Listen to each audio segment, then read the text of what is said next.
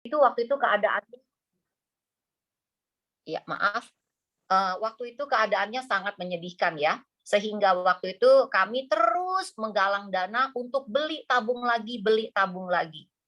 Kenapa saya ceritanya banyak tabung tabung tabung, karena saya ditabung gitu ya. Nah, setelah program ini berjalan sekitar 2 mingguan, kami tahu ini, kasusnya yang tadinya tinggi di Jabodetabek, wah kelihatan. Di Jawa Tengah ini, Jawa Barat, Jawa Tengah, angka kematiannya juga, wah ini naik nih. Kita pikir kita harus menawarkan Jawa Tengah, Jawa Timur juga program yang sama.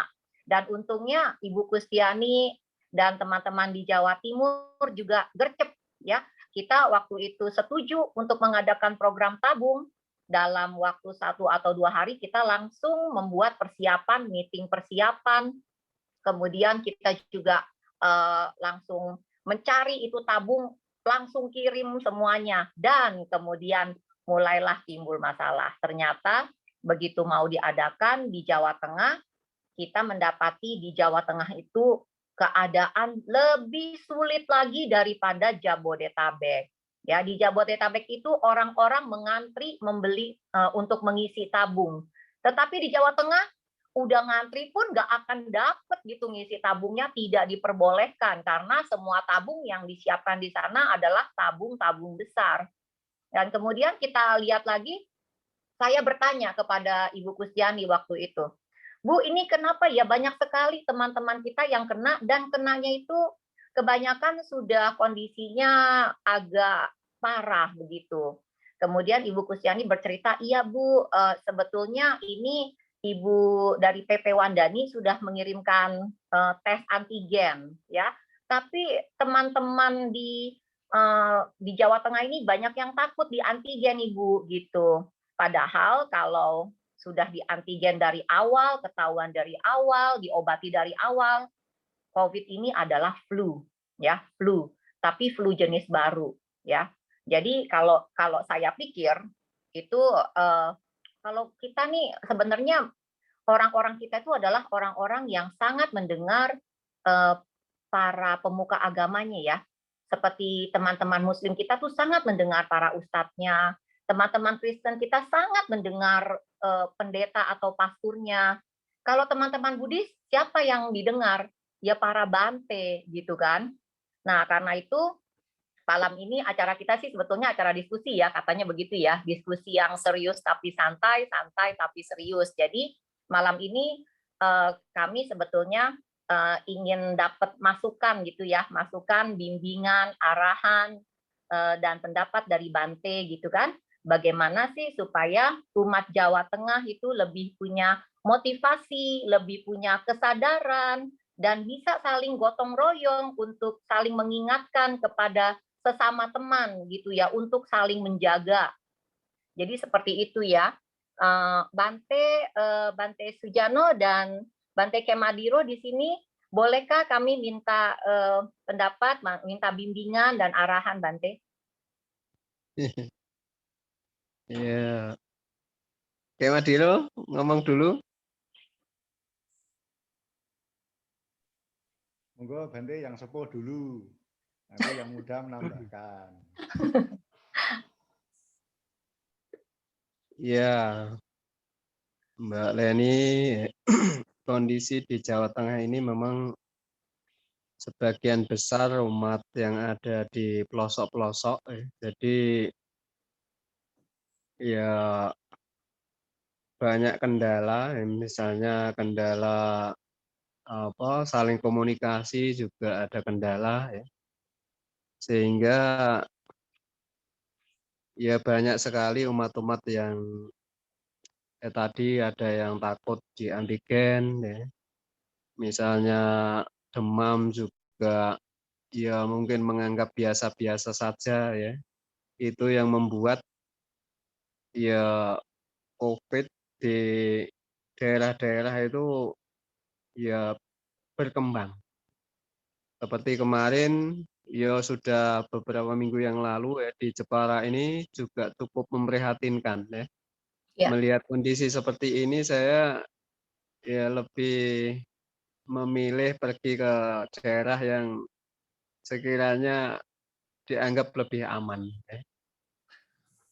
gitu ya. Jadi itu yang disayangkan ya, kita sudah memberi motivasi atau arahan kepada Ibu-Ibu Wandani yang ada di daerah, tapi ya di sana tidak bisa memaksa, ya harus ke rumah sakit, itu kendalanya.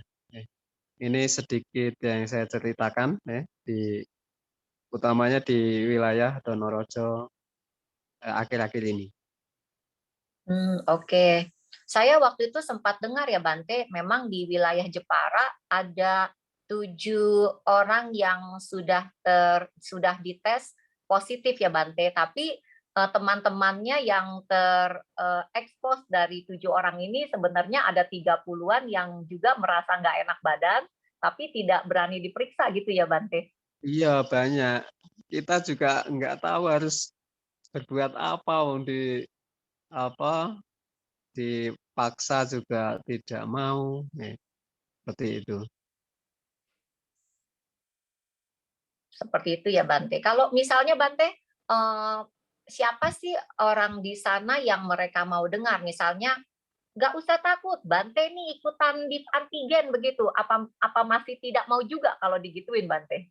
Kita periksa bareng-bareng, kita antigen bareng-bareng. Bante dulu nomor 1. Kalian semua ikut ya, begitu. Iya, iya. Belum dicoba kalau cara seperti itu ya, maksudnya dikasih contoh itu. Iya, betul. Karena memang yang kita lihat begitu ya Bante, kalau di awal kami sudah lihat teman-teman di Jakarta, kalau dari awal ketahuan, mungkin baru bindeng dikit aja sudah ketahuan dikasih obat, banyak Bante yang kemudian sudah positif pun tapi nggak ada gejala apapun yang timbul gitu. Walaupun hasil pemeriksaan PCR-nya itu menunjukkan viral load-nya itu cukup tinggi begitu. Jadi kami waktu itu berpikir, aduh ini sangat sayang antigen sudah dikirimkan gitu, tapi teman-teman banyak yang tidak mau gitu. Gimana caranya ya? Itu yang setiap malam ini mau kita diskusikan, Bante. Iya, iya. Di daerah itu ini apa, saya rasa penyebab utama itu ada budaya. Misalnya tetangga yang ada yang sakit itu ndak nengok, nggak enak itu loh. Dan sebagian besar kan kita ini di daerah kan apa ya, ya kita minoritas. Jadi budaya seperti itu yang membuat apa ya, ya mudah tertular. Padahal kita sudah wanti-wanti. Sudah mendarah daging artinya apa pengertian seperti itu selama ini. Oh. Oke, jadi kalau Bante menganalisa sepertinya kejadian tular menularkan ini tinggi karena budaya kita yang kalau ada teman yang atau tetangga yang sakit itu kita tengok gitu ya Bante, dan Iya, nengok nggak pakai masker lagi ya Bante ya. ya banyak yang lupa biasanya. Tapi belakangan itu setelah apa ya dia sendiri menyadari bahwa ini benar-benar menular itu dengan sendirinya dia sudah mulai takut ini. Hmm. Artinya ya mengerti, mulai mengerti. Oke, oke. Teman-teman di sini bukan hanya saya ya, teman-teman juga boleh mengajukan pertanyaan kepada Bante, kepada sesama teman yang di sini juga silahkan ya. Jadi nggak apa-apa, kalau mau bertanya silahkan raise hand atau boleh saya bertanya begitu ya. Di sini saya lihat di undangannya ada teman-teman dari Wandani, dari Magabudi, dari Patia juga ada ya?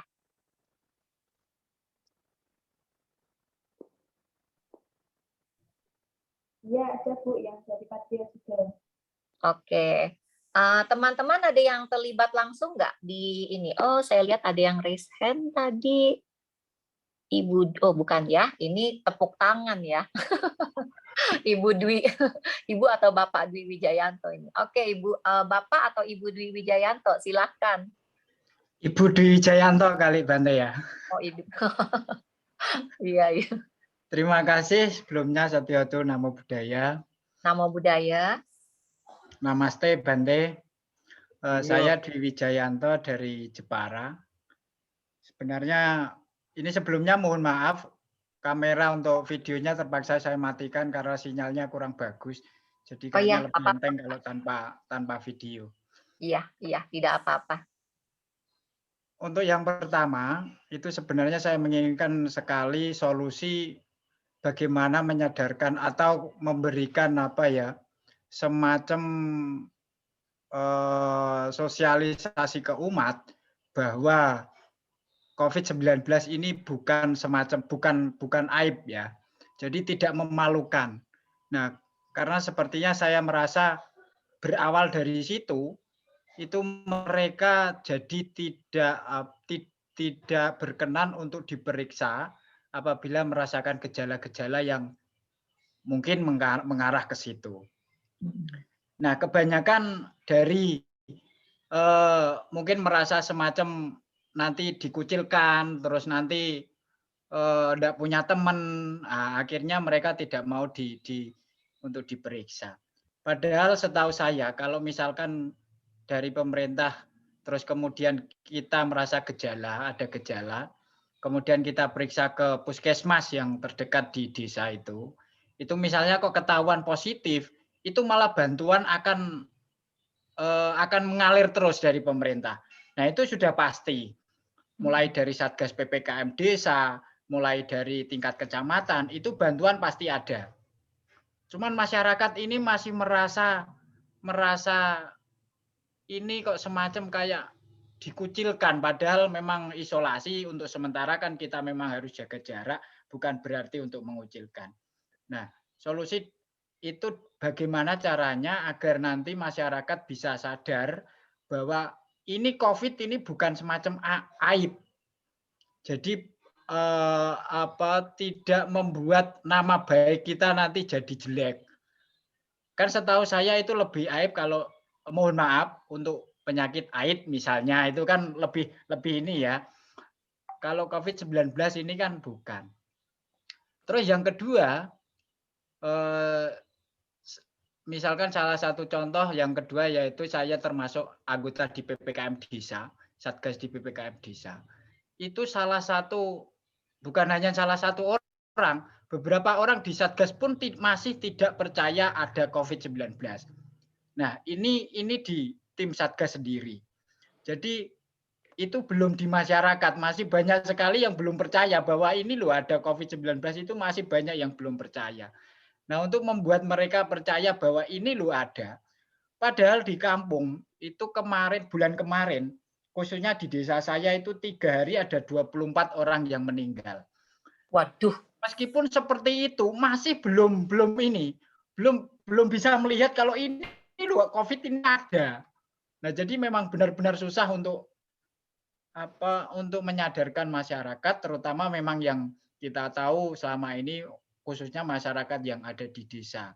Dan seperti yang beliau Bante Sujano tadi katakan bahwa memang di desa itu sifat sosialnya ya, misalnya yang sakit itu memang sangat besar sekali, yang sakit itu pasti ditengokin. Nah, itu juga menjadi salah satu kendala yang ada di kampung.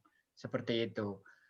Saya rasa untuk sementara itu dulu. Terima kasih. Satyoto Namo Buddhaya.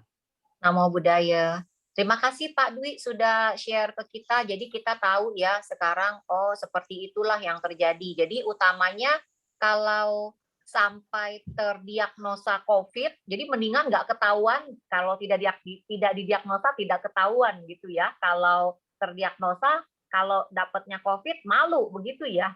Betul.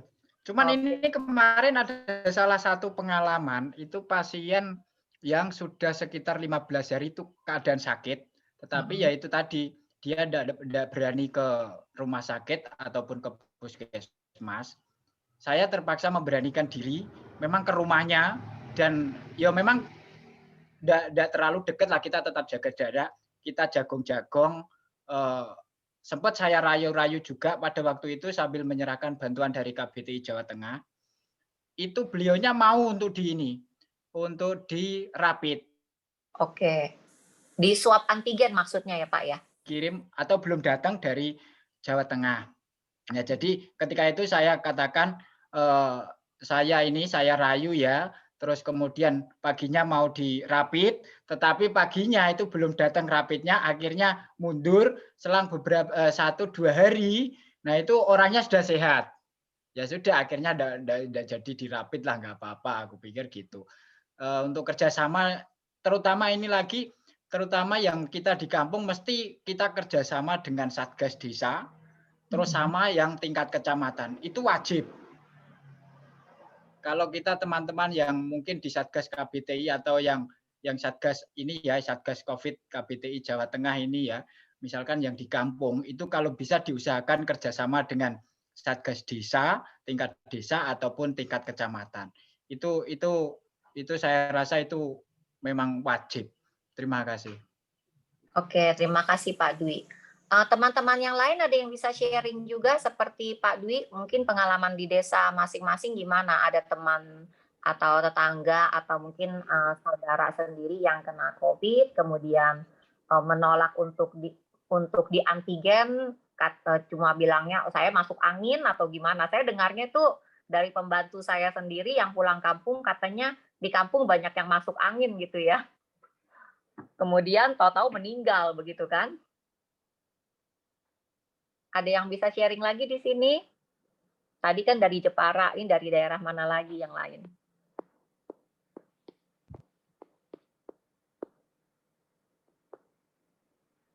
Oke, kalau nggak ada yang mau sharing dulu, kita tanya nih. Di sini kebetulan kita punya 3 teman ya, 3 teman yang mau memberikan testimoni. Ada Ibu Inge, ada Ibu Anita, dan Ibu Tarmini ya. Katanya kalau terdiagnosa COVID malu gitu. Gimana pengalaman mereka bertiga gitu ya. Coba kita mulai dengan Ibu Inge Santoso. Halo Ibu Inge Santoso, apa kabar? Kita sama-sama teman di Wandani nih ceritanya. Katanya yang suruh sharing Bu Anita dulu. Oh, oke. Saya nggak hafal urutannya nih, sebentar ya. Ya. Oke, Ibu Anita, gimana? Silakan Ibu, bisa sharing. Oke, terima kasih Cik Leni. Iya. Sotioku, Namo Buddhaya, Mau Bante, budaya. Maaf ya. Bante Lupa Mahadiro, dan urutannya. semuanya. Iya. Oke, makasih kesempatannya. Untuk tadi yang ditanya gimana perasaannya waktu kena COVID itu ya panik ya. Karena saya hilang penciuman. Nah dari itu saya bahkan tidak sempat kasih tahu keluarga. Karena apa? Ayah saya itu punya stroke dan gampang panik. Kalau tahu tentu bingung ya. Jadi yang saya lakuin, saya ke rumah sakit sendiri, saya ketemu dokter sendiri, cari semuanya, kondisinya nggak enak ya, dalam arti itu kan sudah hari keempat karena udah hilang penciuman. Yaitu, jadi Anita itu merasa kepalanya berat, terus badannya itu tulang-tulang kayak mau rontok, itu beneran terasa kayak gitu, kakinya berat, ya kan. Terus di dalam badan itu rasanya kayak mendidih, jadi maaf nih kalau kencing pun terasa panas kayak gitu, nggak enak, nggak nyaman. Cuman saya pikir kita kan sering terima broadcast ya, oh hari 1 sampai ke 4 gejalanya gini, terus 5 sampai 7 seperti ini. Saya pikir, aduh saya harus langsung segera. Jadi dokter langganan saya nggak ada, saya ke dokter penyakit dalam yang lain kayak gitu.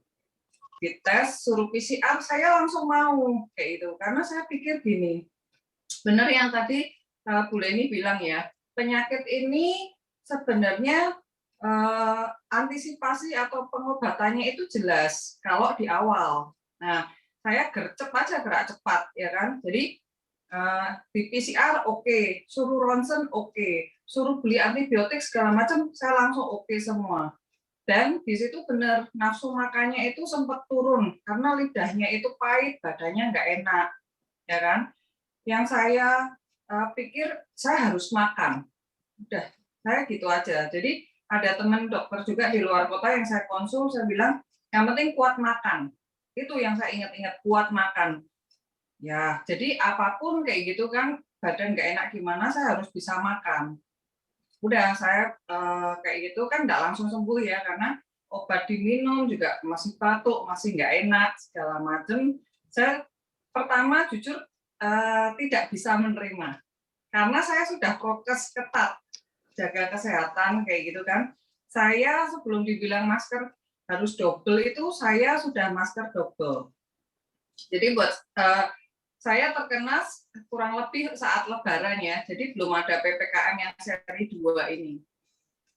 Di situ saya nggak bisa terima sih pertama. Kok saya sudah prokes kecuali saya yang teledor ya. Jadi nggak pakai masker, terus nggak hand sanitizer, lalu sering di tempat rame, itu oke lah, karena jadi tahu diri ya salah saya sendiri. Tapi begitu saya sudah jalankan dan kok masih kena, itu saya rasa ada tidak terima kayak gitu kan. Dan begitu saya nggak terima, sakitnya berkali-kali lipat karena jengkel di dalam.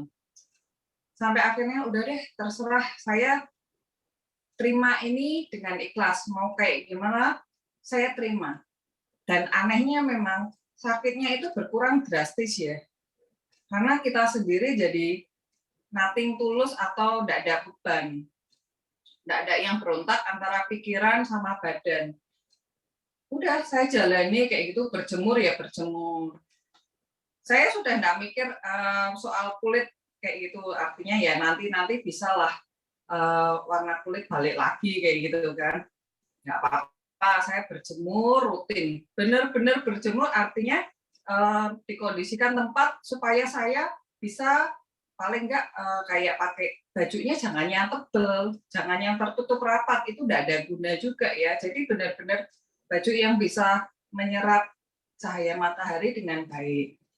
Itu yang saya tahu jam 10 sampai jam 12 ya. Jadi itu yang saya lakukan, Bu Leni.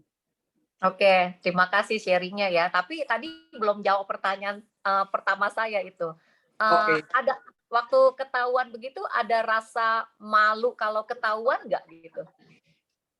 Malu enggak ya Bu ya. Lebih kepada saya harus cepat. Karena saya pikir gini, ini penyakit kan bukan hanya orang tua, bukan hanya komorbid, bukan hanya yang banyak dosa ya, tapi 7 miliar orang di dunia itu semuanya bisa kena kok. Tinggal diundi, pas saya udah kena gilirannya. Sudah dijaga ketat, lah kena mau gimana lagi. Kalau saya analogikan seperti ini Bu Leni. Kak kita waktu mau masuk perguruan tinggi, sudah belajar rajin-rajin ya kan, sudah ikut les ini itu lah, kalau nggak diterima di perguruan tingginya ya mau apa? Nggak bisa kan? Akhirnya jalur mandiri.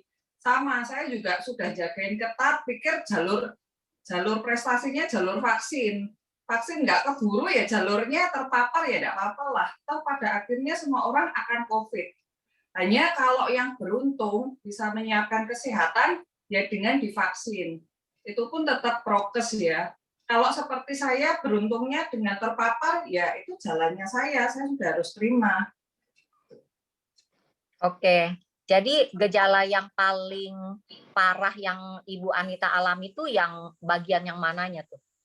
Secara fisiknya maksudnya ya?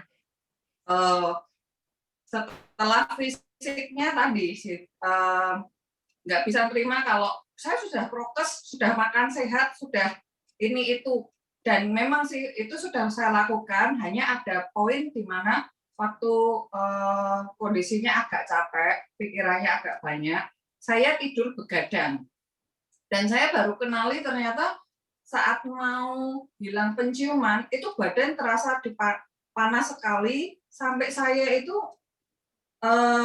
pengennya tidur di lantai. Jadi AC itu kayaknya udah nggak kuat ya, maksudnya nggak menolong. Badannya panas sekali, kayak gitu kan. Saya cuma pengen tidur di lantai, jadi benar-benar kayak dinginin badan.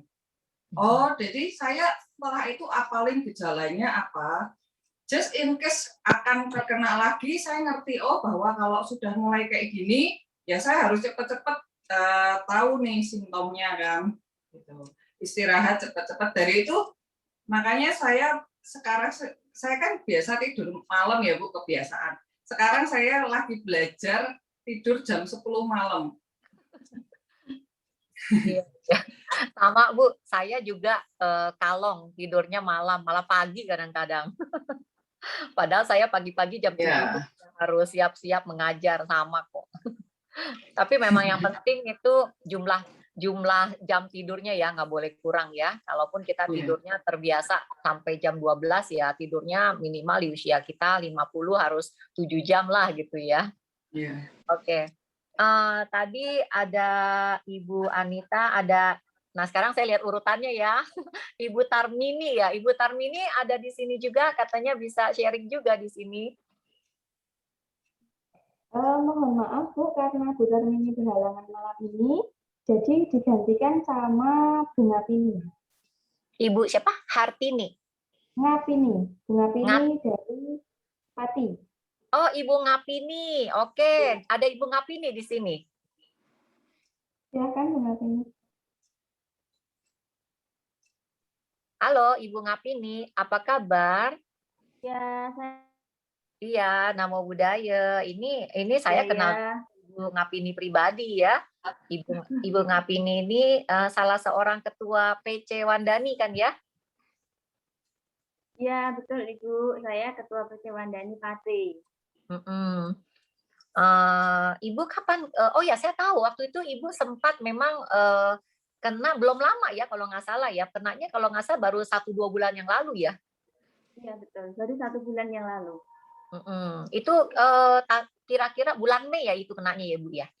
Saya akhir Juni Bu. Waktu itu mulai gejala itu saya hari Rabu tanggal 28 Juni. Itu saya mulai batuk pilek kan, panas. Saya pikir biasa saja batuk pilek. Saya minum obat warung waktu itu. Kemudian sampai hari keempat ternyata demam saya semakin tinggi, kemudian hilang penciuman. Oke. Ibu minum obat warungnya, boleh tahu nggak sih apa itu Bu? Biasanya saya kalau batuk pilek, kemudian meriang-meriang itu saya minumnya Mixagrip. Mixagrip itu paracetamol untuk penurun panas ya? Ya, biasanya saya meriang-meriang, batuk pilek itu minum Mixagrip, sudah reda, enak di badan. Tapi ini sampai hari keempat, panas saya semakin tinggi, kemudian saya sempat minum paracetamol juga, beli di apotek. Kemudian penciuman saya hilang, lalu saya konsultasi dengan saudara yang kebetulan nakes di rumah sakit.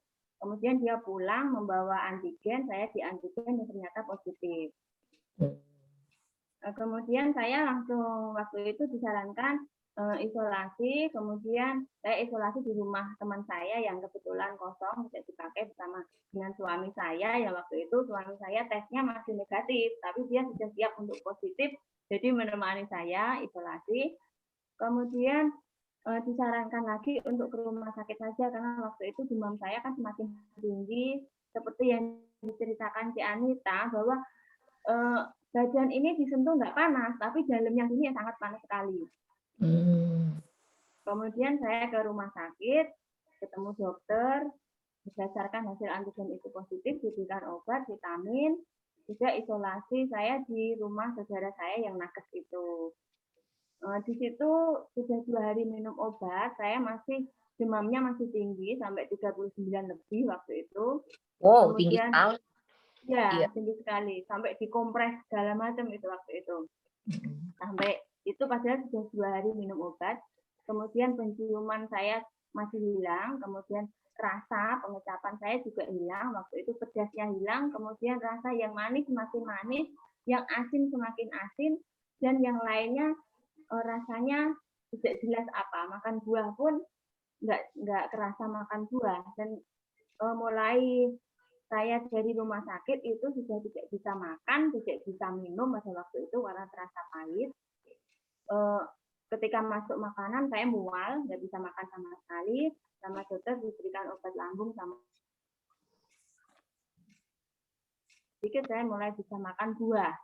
Untuk air, sekalipun masa isolasi saya sudah selesai, saya belum bisa minum air putih. Jadi minumnya yang ada rasa-rasanya, karena masih di sini masih terasa pahit. Oke, saya baru tahu ya. Jadi kalau misalnya kita sedang kehilangan indera perasa, kita minum air tuh jadi nggak bisa gitu ya? Iya, kalau saya sendiri waktu itu pahit sekali sih, nggak bisa minum saya. Makan pun saya mual, lihat makanan itu mual. Giliran masa isolasi sudah selesai, rasa penciuman, kemudian rasa saya kan masih belum pulih tuh. Rasa di sini pengen makan apa gitu ya, giliran makan, rasanya cuma asin sama manis. Jadi masih belum bisa makan. Rasa yang hilang semua rasa atau rasa tertentu aja? Kalau saya waktu itu rasa pedas hilang. Saya nggak tahu makan pedas itu, saya nggak bisa merasakan pedas, cuman di sini tahu-tahu mata saya berair. Ya Berarti ini ampun. pedas. Tapi kalau rasa yang lain bisa merasakan gitu ya? Rasa yang lain yang hanya yang manis itu semakin manis, yang asin semakin asin. Tapi kalau saya makan buah, itu rasanya hambar saja kalau buah. Oke. Dan waktu Ibu Ngapini kena COVID itu akhir Juni, itu memang sedang tinggi-tingginya ya kasus di Indonesia waktu itu sedang merangkak menyentuh 20.000 itu ya di akhir Juni. Ada perasaan grogi nggak saat itu? Waduh, saya kok kena gitu. Ya waktu itu kan saya panas banget, kemudian penciuman saya hilang, saya di sini sudah merasa wah jangan-jangan saya COVID. Kemudian ternyata dites, ternyata positif. Ya sudah waktu itu saya sudah nggak bisa mikir apa-apa, nggak bisa mikir saya dapatnya dari mana, kok bisa, lalu bagaimana, saya nggak tahu harus apa. Kemudian suami saya nanti mengajak, ya ayo isolasi ke sana, ke rumah teman kamu yang kosong. Itu sudah suami yang mengarahkan. Jadi saya sudah nggak bisa harus bagaimana, itu sudah nggak bisa. Dari sejak Ibu Ngapini terinfeksi pertama kali, itu sampai Ibu sembuh, itu berapa lama itu? Saya mulai gejala tanggal 28 Juni, kemudian di antigen itu tanggal 3 Juli, kemudian isolasi saya selesainya tanggal 13 Juli. 13 Juli, oke, betul. Iya. Berarti kurang lebih 2 minggu ya itu ya. Memang hitungannya umur virus COVID itu adalah 10-14 hari katanya. Jadi kalau lewat 14 hari, kalaupun di PCR itu masih positif, sebetulnya karena waktu di swab itu arti bahasa Indonesianya diseka, ditowel gitu ya.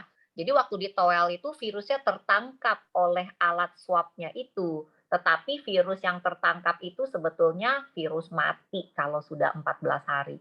Ya. Jadi ada teman-teman yang bingung kenapa saya sampai sebulan masih positif, itu sudah positifnya false ya, positif yang palsu. Itu positifnya karena virus yang matinya itu tertangkap katanya begitu ya. Oke. Kemudian Ibu 2 minggu sembuh. Tadi kalau Ibu Anita boleh ikutan lagi nggak?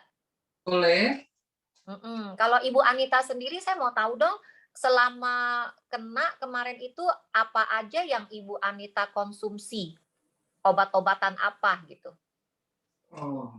Obat-obatan dan vitamin-vitamin apa? Oke, sebentar. Kalau nama medisnya itu perlu cek ya, Ci ya, supaya nggak keliru.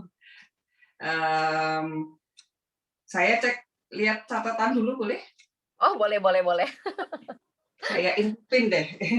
Iya, kalau gitu Ibu Ngapini boleh juga dikasih obat apa aja sih dulu itu sama dokter? Kalau dikasih obat apa saya nggak tahu sih, pokoknya saya minum aja. Yang saya tahu paracetamol yang modelnya warna biru itu. Karena yang paracetamol yang biasa warna putih itu, ya yang warna putih itu nggak mempan. Jadi saya dikasih yang warna biru itu. Yang lainnya obatnya apa saja saya nggak tahu. Oke, pokoknya nurut sama dokter ya. Intinya ya, itu pokoknya kasih obat. Ya, pokoknya kasih obat, ini sebelum makan, ini sebelum makan, itu pokoknya minum aja sudah.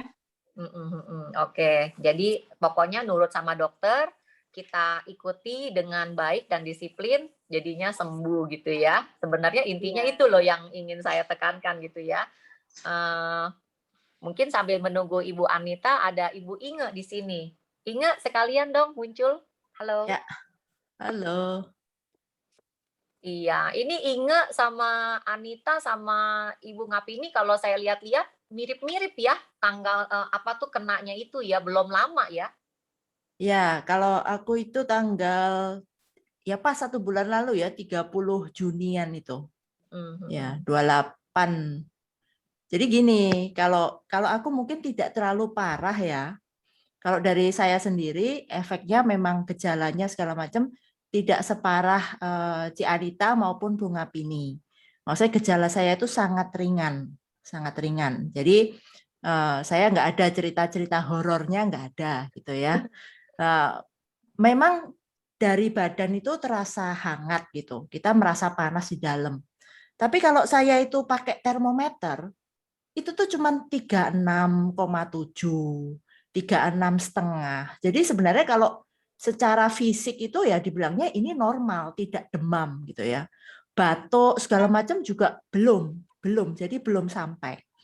Nah, gimana pertamanya itu bisa tahu adalah karena salah satu staf itu lapor si A itu positif loh kemarin dites itu. Nah, si A ini sering sekantor dengan salah satu staf saya, gitu kan. Lah, begitu saya tahu loh, ini mereka berdua sering bersama-sama. Kalau satunya positif, ada kemungkinan staf saya juga positif, gitu kan. Nah, jadi sekantor saya itu langsung hari Selasa ya, berarti tanggal berapa tuh? 29-an itu. 29. Ya, itu langsung semua tes antigen. Dari kan tes antigennya pergi ke suatu tempat kan. Nah, itu jadi kita 2 mobil. Saya dengan Vena dengan beberapa staf, kemudian 1 mobil lagi itu dengan pembantu semua yang di rumah karena kantornya ini sebelah rumah. Gitu loh. Jadi kalau mereka staf ini kena, berarti pembantu saya itu juga kemungkinan besar bisa kena juga gitu kan. Jadi kita 2 mobil itu semua pergi tes. Tahu nggak apa yang terjadi? Positif Yang semua. mobil satunya semua negatif. Oh, Yang semobil dengan saya semua positif. Saya langsung, aduh. Tapi waktu dites, jadi waktu tes antigen, saya dengan Vena teman saya itu negatif. Lainnya positif. Bayangin semobil 7 orang, kita berdua yang di depan ini negatif, 5 di belakang itu positif semua. Lah terus kan, waduh ini kan baru antigen gitu kan, mereka memang sudah positif. Akhirnya saya karena yaitu nggak yakin kan, karena kan di rumah masih ada orang tua, ada keponakan segala macam ya. Ya saya kan tidak mau membahayakan anggota keluarga yang lain gitu loh. Jadi besoknya saya PCR gitu. Dan yang menyebalkan lagi waktu PCR itu, yang teman saya si Vena itu hasilnya besoknya langsung, karena di Solo ini PCR pun nggak bisa langsung, masih tunggu hasilnya besoknya. Tunggu besoknya dia negatif. Saya ngambil hasilnya, dibilang Bu inkonklusif. Maksudnya hasilnya tidak jelas. Ini mau dites ulang, badalah. Jadi ekstra 1 hari lagi sampai saya dapat hasilnya. Dan hasilnya apa? Saya positif. Akhirnya langsung begitu tahu positif langsung isolasi mandiri gitu ya. Nah, begitu isolasi mandiri ini yaitu mulai kelihatan problem-problemnya yang berhubungan dengan isolasi mandiri. Ya, untungnya gini ya. Kalau saya tuh untungnya rumah saya itu memungkinkan untuk isolasi. Dalam arti walaupun saya, orang tua, saudara semua tuh tinggalnya bareng-bareng tapi juga tidak bareng-bareng. Jadi saya tuh 1 rumah sendiri, orang tua saya 1 rumah sendiri, adik saya 1 rumah sendiri, kita tuh cuman sharing halaman. Gitu. Jadi akhirnya ya tetap, jadi yang bagian rumah saya itu akhirnya dikosongkan hanya untuk saya sendiri. Dan saya pun berusaha tidak memakai semua ruangan. Jadi saya hanya tinggal di 1 ruangan, kemudian pakai 1 kamar mandi. Gitu ya. Supaya ya jangan nebar virus kemana-mana gitu ya, sedikit mungkin menghindari hal itu gitu.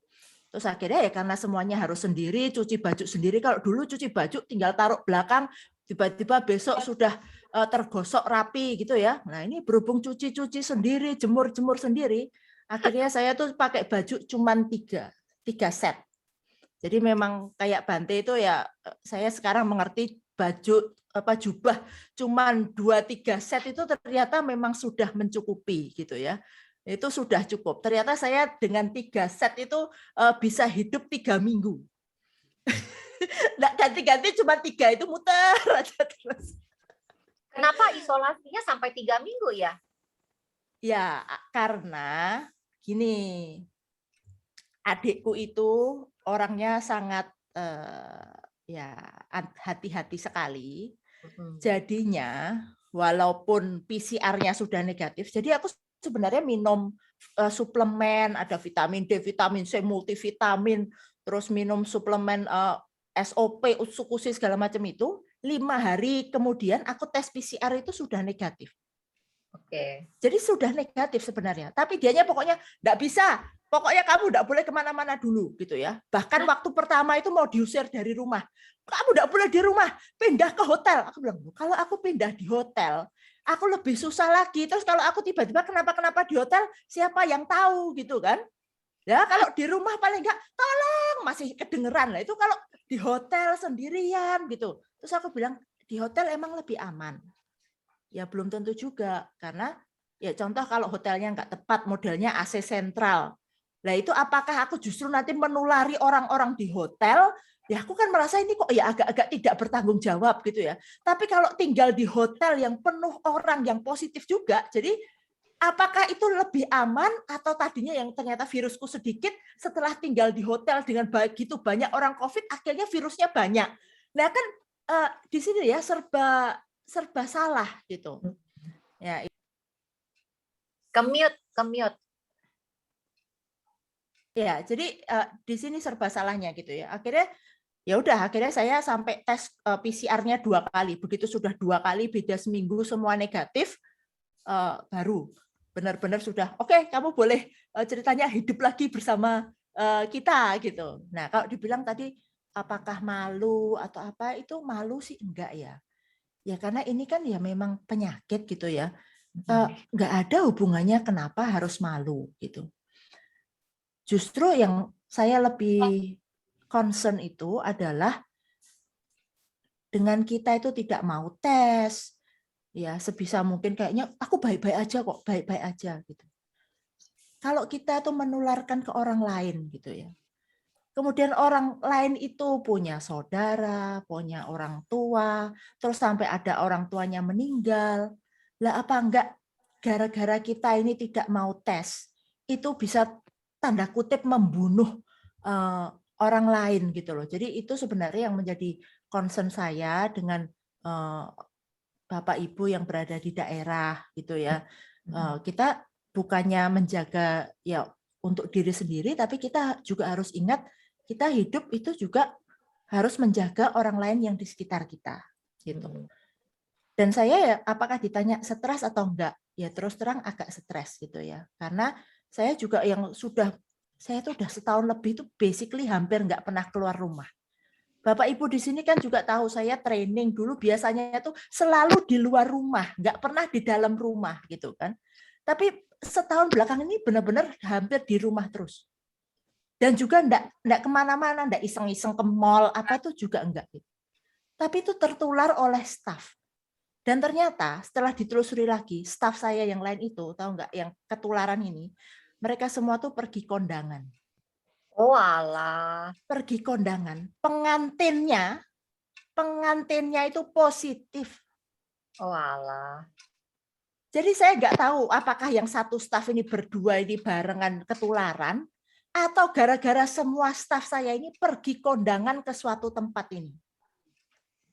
Nah, jadi kalau di sini yang di daerah merasa, oh, ya kan saya dulu juga sudah bilang ke mereka, ya kamu jangan pergi yang arisan lah, kondangan gitu-gitu, itu berisiko sekali. Tapi semua jawabannya apa? Yaitu yang tadi juga dikatakan Pak Dwi tadi ya, sungkan. Jadi kalau diundang kondangan tidak datang, itu sungkan. Nah, tapi dengan sungkannya ini mereka datang, akhirnya tuh bayangin loh, mereka tuh positif semua.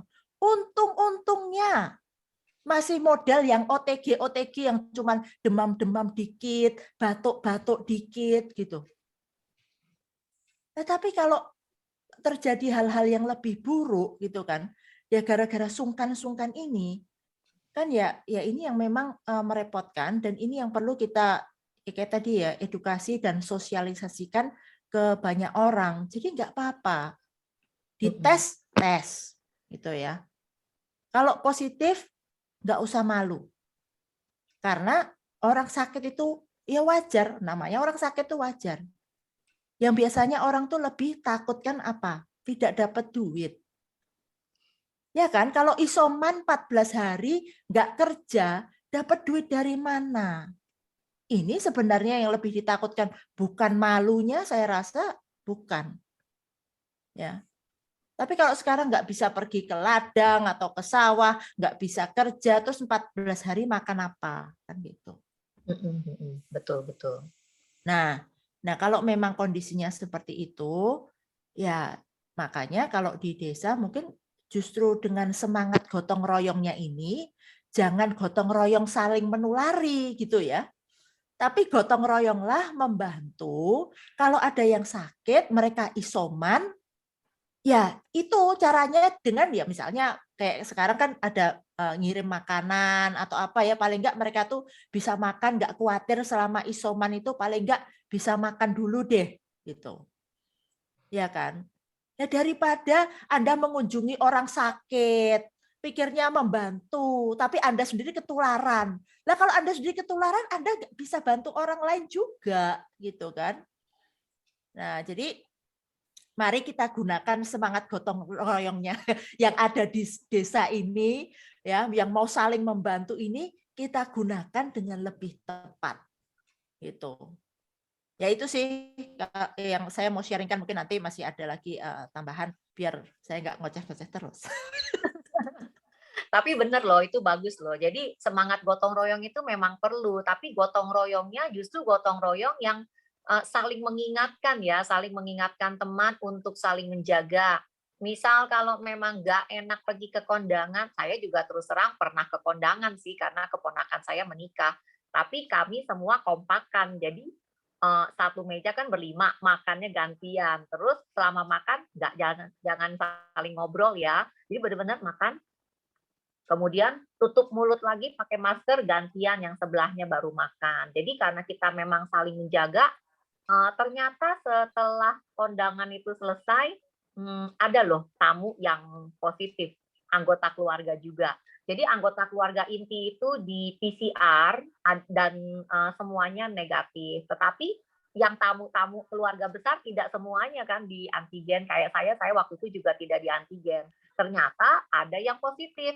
Tapi karena kita sudah saling jaga, ya syukurlah tidak ada yang kena waktu itu, tidak ada yang tertular dari yang positif saat itu. By the way ya, dari 3 testimonial teman-teman kita di sini, sebetulnya ketiga teman kita ini waktu terkena COVID nggak ada satupun yang merasa seperti yang tadi Bante dan Pak Dwi ceritakan ya, kayak yang grogi lah, yang malu kalau ketahuan. Jadi mungkin ini saya rasa karena memang kurangnya edukasi ya. Bante, mungkin Bante bisa setelah mendengar seperti ini, menurut Bante apa sih yang bisa dilakukan oleh Pak Desa Nayaka dengan biku-biku, dengan juga mungkin teman-teman di sini anggota Magabudi gitu, bagaimana cara kita mengedukasi gitu loh orang-orang yang sebenarnya kan kita harus jaga nih. Jadi bagaimana mengedukasi, ayo kita jangan ragu-ragu, nggak ada gejala pun antigen aja setiap misalnya hari Jumat, yuk kita antigen bareng-bareng begitu. Ya silakan Bante. Iya. Bante Sujano, kemudian Bante Kema juga ya. Iya, pada waktu itu ya yang dirayu, dipaksa juga tidak mau. Itu kalau misalnya demam ya disarankan juga isolasi mandiri di rumah. Sudah menempuh cara seperti itu ya. Dan ini sepertinya juga ya salah satu pencegahan juga ya. Tapi di daerah yang selama ini saya dengar, enggak tahu ini pantas dibicarakan atau enggak. Maksudnya ya ada kata-kata ini yang sering apa kita dengar itu nanti enggak COVID di-COVID-kan gitu kalau periksa gitu. Itu sering orang berbicara seperti itu yang membuat ya takut ke rumah sakit itu. Kalau masalah biaya sebenarnya tidak keberatan sebenarnya. Mungkin Kemadilo mau menambahkan. Bante Kemadiro silahkan, boleh ditambahkan. Jadi dari Bante Sujano katanya banyak yang penduduk desa yang kalau mau diperiksa takut di-COVID-kan gitu ya. Baik, terima kasih Bu Leni. Jadi ini saya juga menginformasikan ESE. Ini di sini sekarang kondisinya lagi hujan. Ini wadem banget ini di sini. Saya di Sumowono. Nah, kemudian berkabut. Wah, enak sekali Bante. Enak apa nih wong wadem ini. Oh, kami tuh di Jakarta panas nih, bukan Nanti main. yang ini orang tahu adus kok. Ini ademnya adem AC Bante. Ini dingin sekali. Jadi memang perubahan cuaca ini juga mempengaruhi ya. Ini kemarin ya beberapa hari yang lalu tuh panas. Nah, kalau malam tuh dingin, pagi sampai berkabut begitu, siang panas. Mungkin juga ini memberikan informasi juga di sekitar Sumowono sini memang banyak yang podo mati. Tapi kan Maaf Bante, mati. podo mati artinya apa tuh Bante? Maksudnya ini banyak orang meninggal. Oh alah, maaf Bante, saya kurang menguasai bahasa Jawa. Ya ini kan ben imune meningkat kan harus saling mengguyokkan gitu. Iya. Lucu. Jadi tingkat kematian di Sumowono ini sangat tinggi saat ini ya Bante? Tinggi. Sehari bisa 2. Yang Budian kemarin ada 3 juga. Pas Idul Adha itu juga ada kali satu itu 2. Di Sumowono 1 minggu itu bisa berapa ya?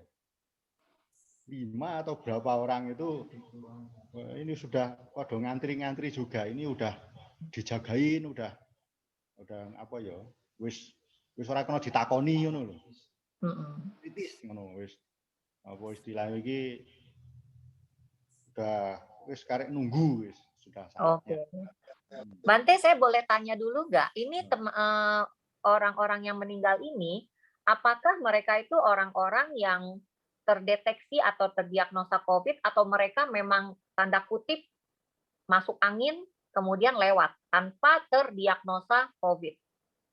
Itu tanpa ketahuan itu COVID atau tidak.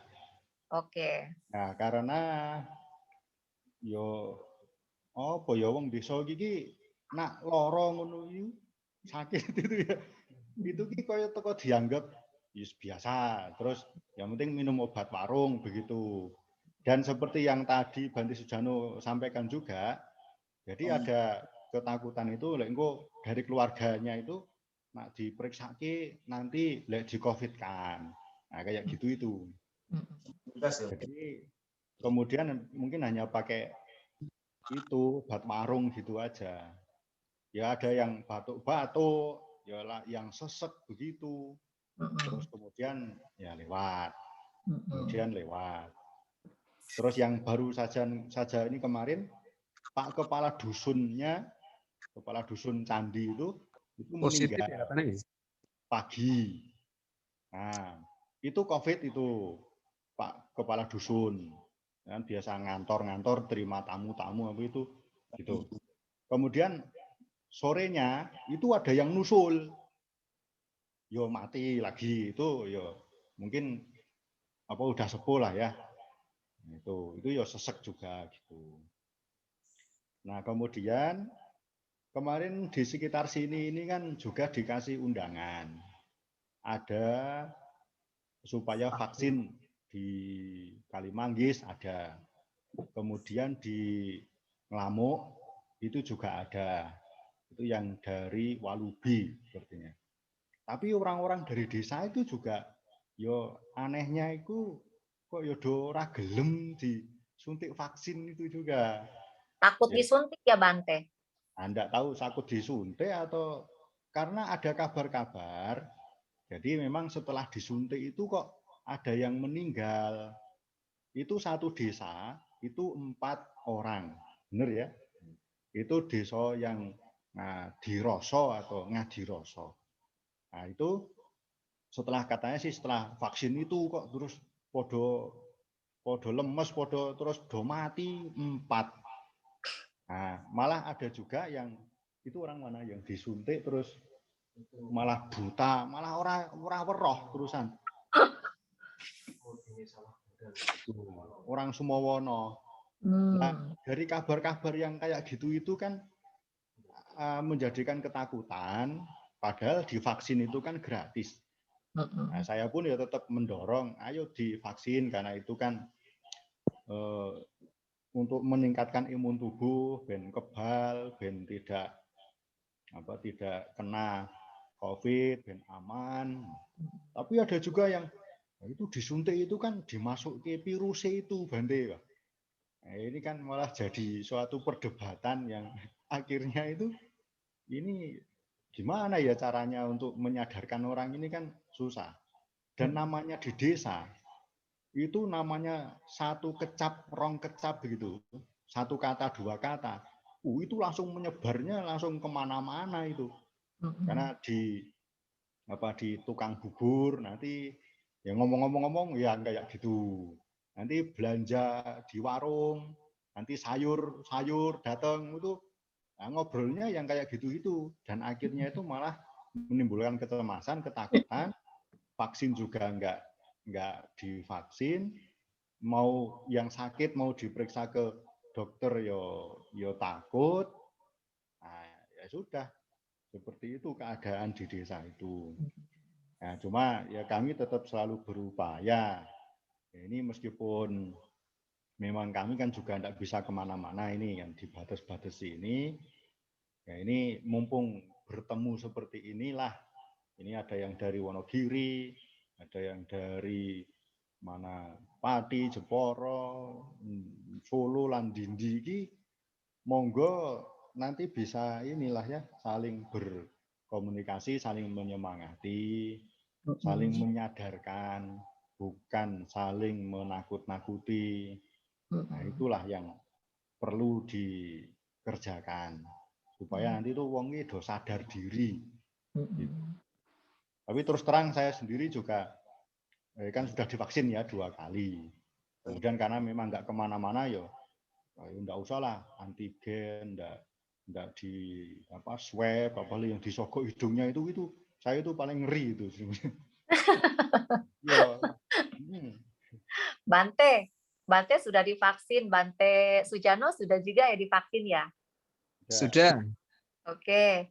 Kalau misalnya mengadakan antigen bareng-bareng sama warga gitu, menolak atau enggak? Enggak sih. Iya, karena sebetulnya saya pikir itu loh Bante, tantangannya itu adalah ya tantangannya adalah umat kita ini kan sebenarnya orang yang nurut ya, nurut sama pimpinannya gitu, sama tokohnya gitu loh. Kalau Bante sebagai tokoh di sana menunjukkan, ayo kita antigen, Bante dulu ini. Kalau Bante sudah duluan kalian nggak ngikutin, waduh dosa ini. Ya, Bante kan nggak mungkin ngajakin kita ke jurang bareng-bareng gitu ya. Mungkin harus ada semangat demikian kayaknya Bante ya. Mungkin kalau bukan Bante bisa juga tokoh-tokoh yang dihormati di sana siapa gitu, romo-romonya dari Magabudi. Ngomong-ngomong ada dari Magabudi di sini, boleh dong sharing? Cik, dari Jepara lagi, Cik. Saya ingin menambahkan sedikit. Oh ya, Pak Dwi lagi. Pak Dwi dari mana sih? Sorry, tadi dari Magabudi atau dari mana ya? Dari Magabudi iya, dari Patria juga iya, KBTI. Iya. Silahkan Pak Dwi. Gini Cik, saya mau sharing beberapa hal. Yang pertama, kami sekeluarga baru saja selesai isoman, tepatnya tanggal 30 Juli kemarin. Oke. Itu berawal dari ayah saya. Makanya kadang-kadang memang terus terang saya sendiri juga bingung. Pertama awal mulai itu ayah saya batuk kurang lebih sekitar 4 hari. Dari hari kelima hilang penciuman. Saya dikasih kabar ya sempat kaget. Cuman pada akhirnya saya bilang ya wes lah, yang penting sehat, enggak apa-apa, aku bilang gitu. Tetapi selama kurang lebih 4 hari ke depan kemudian itu sembuh dengan sendirinya. Obat-obatan itu kalau saya baca memang sering banyak sekali itu di grup-grup WhatsApp kan ada air kelapa, ada air garam, terus nanti obat apa. Yang penting terus akhirnya ya wes lah, yang penting awake sehat, makan yang banyak gitu saja saya bilang. Yang pertama. Kemudian hari kelima setelah dari penciuman ayah saya hilang itu gantian anak saya usia 10 tahun. Itu malam hari tiba-tiba nangis, ngomong sama saya, "Pak, kok saya tidak bisa membau?" Nangis itu. Terus akhirnya ya wes lah, enggak apa-apa, yang penting awake sehat. Aku bilang kan gitu. Nanti kalau saya bilang, "Oh, ini positif," lah nanti anak kecil kan malah tambah nangis kan. Akhirnya saya hibur, ya sudah. Nah, dari situ makannya juga ini bagus, makan terus, kan memang anaknya gemuk jadi suka makan ya mungkin kelebihannya di situ karena banyak makan akhirnya cepat sekitar 4 hari sembuh. Setelah anak saya kemudian Maaf, istri Pak, saya sorry. Saya potong dulu. Itu setelah 4 hari sembuh minum obat nggak? Dan vitamin-vitamin? Nggak ada. Cuman ini tiap pagi dan sore saya kasih uap dari minyak kayu putih. Jadi air saya rebus, terus kemudian saya kasih minyak kayu putih tiap pagi dan sore itu saya kasih uap. Itu untuk anak saya. Terus kemudian setiap kali mandi itu terus terang saya dapat ini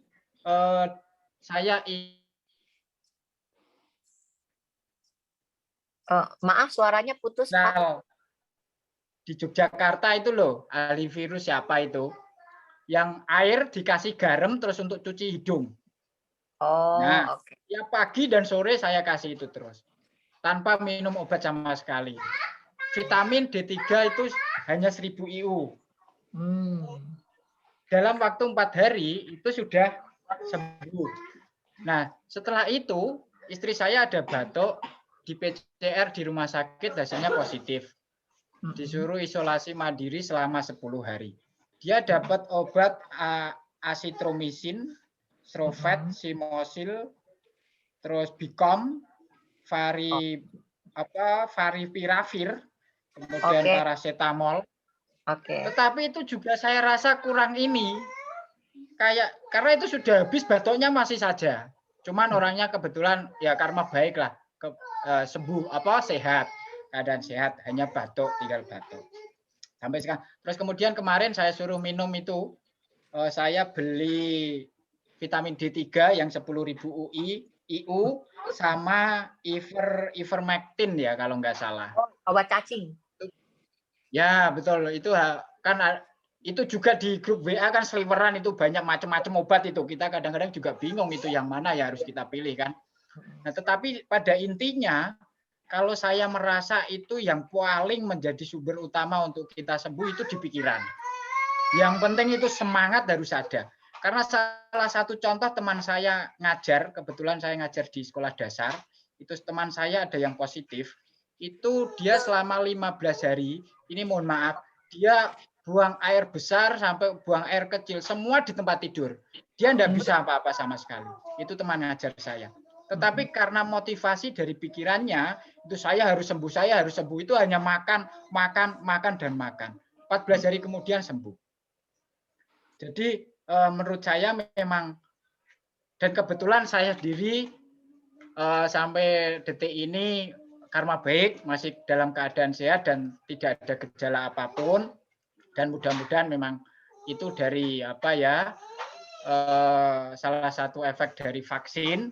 Nah, memang betul apa yang disampaikan Bante Kemadiro tadi, banyak di kampung itu tersebar bahwa vaksin, setelah divaksin sakit terus kemudian meninggal, itu memang benar. Tapi kemarin itu ada salah satu kasus di tetangga desa seperti itu persis. Orangnya ngomong saya, Pak, setelah divaksin saya sakit. Kemudian orangnya saya tanya, jenengan pas vaksin, sebelum vaksin, itu batuk enggak? Oh batuk Pak, oh lah kuwi penyebabnya, saya bilang gitu.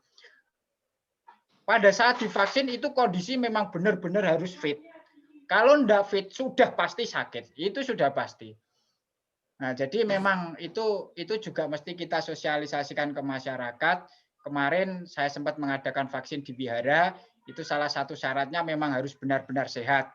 Karena kalau tidak, sedikit sakit saja kemudian setelah divaksin timbul sakit, nanti akan muncul rumor setelah divaksin sakit. Padahal sebelum divaksin itu sudah sakit. Nah itu di kampung seperti itu. Kebanyakan itu banyak sekali kasus seperti itu di kampung. Nah jadi saya rasa yang bisa saya sharing di sini, memang kita harus benar-benar menjaga pikiran kita. Itu pikiran memang paling sumber utama. Dulu saya nggak suka meditasi, tapi sekarang karena ada itu akhirnya suka meditasi untuk menenangkan pikiran. Jadi biar pikiran tetap tenang dan sehat. Sudah gitu aja, Cik. Terima kasih. Oh ya, makasih Pak Dwi ya. Pak Dwi, jadi satu keluarga sudah divaksin ya? Untuk anak belum. Kalau untuk ayah yang positif itu sudah, terus kemudian istri sudah, saya sendiri sudah. Dan salah satu efek vaksin itu ketika dia positif akan mengurangi sedikit, membantulah mengurangi dari dampak COVID-19 itu. Seperti itu. Betul sekali. Kalau saya analisa dari cerita Bapak, teman Bapak yang setelah divaksin itu kemudian malah kena COVID, tetapi saat divaksin itu sudah batuk. Nah, sebetulnya saat divaksin itu dia sudah kena COVID itu ya, sepertinya ya Pak ya.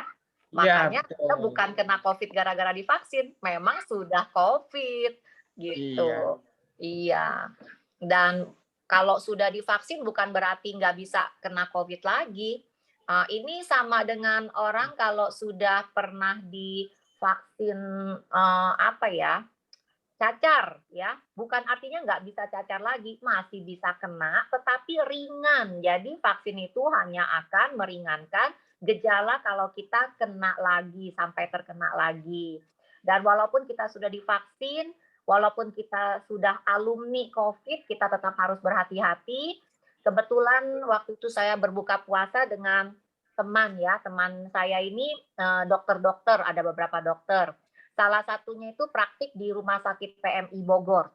Nah, mungkin Bapak tahu juga semua teman-teman, Bogor itu parah ya, banyak yang berkeliaran itu saya liatin sepanjang jalan, makan-makan nggak pakai masker, ngobrol-ngobrol seperti itu. Jadi teman saya bercerita, katanya pasien saya ada loh yang sudah 6 kali kena COVID. Ya, saya sampai 6 kali, saya pernah dengar 2 atau 3 kali, tapi ini 6 kali. Artinya varian COVID ini banyak sekali. Bahkan di Indonesia katanya Indonesia nih, orang Indonesia sudah menciptakan satu varian baru, katanya varian D+. Hebat ya. India menciptakan varian Delta, kita Delta Plus gitu. Oke. Saya mau tanya ya kepada tadi 3 orang teman kita yang sudah memberikan testimonial, kepada Ibu Inge, Ibu Ngapini, dengan Ibu Anita. Apakah dalam keseharian ketiga teman ini sudah minum vitamin-vitamin sebelumnya gitu? Boleh mungkin dari Ibu Anita ya. Oke. Thank you, Cik Leni. Kalau sebelum kena memang sudah konsumsi vitamin C dan vitamin D yang 5.000 IU. Gitu. Jadi dari situ kemungkinan tadi mungkin sedikit revisi ya, Ci Inge. Nggak terlalu serem sih kalau saya bilang yang saya alami. Saya masih bersyukur dapatnya yang ringan kayak gitu. Hanya saja memang yang saya bersyukurnya menolong itu karena gerak cepat untuk tanggulangi. Efeknya ya memang ada, dan saya di sini buat teman-teman semuanya, saya mengimbau untuk kenapa perlu untuk antigen rutin, karena kita harus pikirkan efek ke badan ya. Saya waktu itu sebenarnya kan kalau nggak minum obat itu secara logika juga bisa sembuh ya, isoman karena ringan. Cuman saya pikir gini, nanti kalau ada efek ke tubuh, kita kan nggak tahu di dalamnya ada rusak apa. Makanya saya lebih baik konsumsi obat dokter. Tadi obat yang ditanyakan itu Favikel, Citrak, itu antivirusnya. Nah, saya beruntung karena apa? Sebelum dan sesudah kena itu di ronsen. Oke. Ronsen hanya beda berapa hari kan sebelumnya resiko, tapi nggak apa-apa lah. Maksudnya kalau nggak tahu lebih beresiko menurut saya. Nah, puji Tuhan saya tanyain ke dokternya, oh ini nggak ada beda sebelum sama sesudah kena COVID. Dari situ timbul kelegaan. Oh berarti ya paling nggak saya sudah merawat tubuh saya dengan baik walaupun itu terpapar ya. Nah, jadi di sini sangat penting untuk antigen. Kalau sekiranya antigen takut dicolok hidung, banyak yang kita tahu bisa antigen saliva ya. Jadi dengan ludah itu juga bisa. Jadi barangkali ini bisa disounding untuk teman-teman yang ada di desa optional ini. Saya meneruskan informasi dari dokter ya. Kalau perihal di COVID kan, saya rasa kok sekarang itu jarang terjadi. Memang benar kalau berita jelek itu lebih banyak di masyarakat plus bumbunya, jadi gurih sekali ya. Padahal kenapa saya bisa bilang gini, saya selain ke dokter waktu terakhir itu, jadi begitu PCR positif kan puskesmas akan terima data dari rumah sakit. Sehingga waktu itu ada surat dari puskesmas bahwa saya COVID. Nah, saya lalu pikir, kalau sudah negatif, gimana ya supaya saya dapat surat negatif. Tentu saya ngurus ke puskesmas kan, supaya nggak punya rekod gitu loh, bersih kan, karena memang sudah bersih. Nah, caranya, saya lihat petugas puskesmas saat ini benar-benar menjalankan dengan baik, beda mungkin dengan puskesmas zaman dulu ya, karena pertama, ada sertifikasi dari masing-masing nakes, baik dokter maupun perawat, nggak asal gitu loh. Jadi saya negatif dinyatakan 2, PCR di rumah sakit dan juga antigen. Nggak apa-apa, saya lalui semuanya. Dan di situ jelas cara kerjanya mereka juga profesional. Saya waktu itu sempat hasilnya tertunda beberapa hari, saya tanyain kenapa. Oh, kalau hasilnya positif, mereka nggak ulang sampel. Tetapi kalau hasilnya negatif, mereka harus ulang sampel. Jadi ngetes bahwa statement negatif itu benar-benar negatif. Jadi tolong jangan percaya dengan kabar yang hanya negatif. Kabar seperti positif, seperti yang kita lakukan malam ini juga untuk menganulir atau ya ngurangilah efek berita negatif. Karena dokternya sendiri juga lihat cara kerjanya bahkan sampai pelosok itu. Kebetulan saya di asuransi dan saya punya klien maupun dokter yang untuk kerjasama dalam arti kalau klaim dan lain sebagainya. Dari itu hubungan saya kan dekat, saya biasanya tanya update-nya sampai ke dokter yang daerah. Mereka benar-benar kerja profesional walaupun RSUD, walaupun puskesmas. Karena apa? Mereka sekarang itu benar-benar tersertifikasi, nggak mungkin kerja ngaco. Jadi di COVID kan saya rasa itu nggak ada. Saya setuju dengan Pak Dwi bahwa vaksin itu benar masukin virus. Tadi saya sempat bilang kan, kita pilihan terpapar 2, antara vaksin dengan terpapar. Dapat COVID 2, antara vaksin dengan terpapar. Beruntungnya yang bisa vaksin itu yang nyiapin dirinya sehat dulu baru vaksin. Jadi benar kalau enggak benar-benar sehat, enggak jujur, lalu sakit, ini yang jadi efek, loh dia habis vaksin meninggal. Ini kejadian juga di kakak teman kantor ya. dia sakit, minum obat sakit kepala ya, kayak gitu. Terus badannya itu ada gejala. Nggak berapa lama ke rumah sakit lewat. Dari itu kita belajar bersama yuk bahwa sebenarnya kalau kita jujur nyiapin kondisi badan itu, ini sangat masuk akal untuk dicegah. Nggak seserem itu kok. Ya kan, sama kayak misalnya kita di ruang gelap, ada tambang, kita udah berpikir, aduh itu ular, itu bakal matok saya bentar lagi mati. Begitu lampunya dinyalain, oh ternyata cuma tambang, jebule tambang tok. Ya kan? Saya pakai bahasa Jawa ya Cik Leni supaya yang di sini juga relate atau lebih mudah memahami. Kadang pikiran kita ini bermain terlalu liar. Jadi hanya tambang, tali, tapi kita memikirnya kobra yang siap bunuh kita. COVID pun kalau kita tahu ilmunya, nggak seserem itu. Dan jangan diremehkan juga ya. Tetap prokes, karena apa?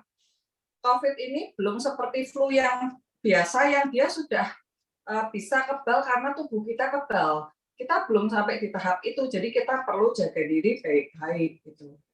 Dan tadi yuk sayangi tubuh dengan dari awal dicegah, karena kalau yang sampai fatal-fatal apalagi masuk ICU itu dampak ke tubuhnya pasti ada ya kan. Selain dampak lewat loh pindah alam, itu sudah fatal banget kan kalau pindah alam.